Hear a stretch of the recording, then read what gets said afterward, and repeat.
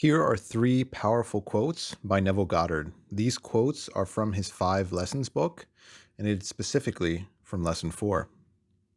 If you like content like this, please like and subscribe for more. Instead of trying to change others through argument and force, let me but ascend into consciousness to a higher level, and I will automatically change others by changing myself. There is no one to change but self. That self is simply your awareness. Consciousness and the world in which it lives is determined by the concept you hold of yourself.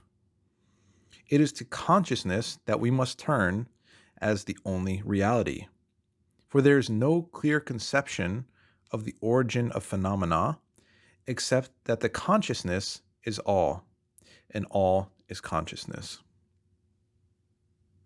Quote 2.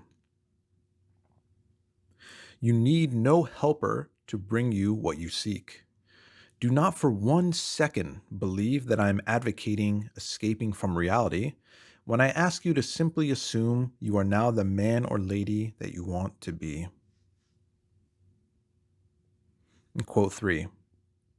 If you and I could feel what it would be like were we now that which we want to be and live in this mental assumption as though it were real, then, in a way we do not know, our assumption would harden into fact.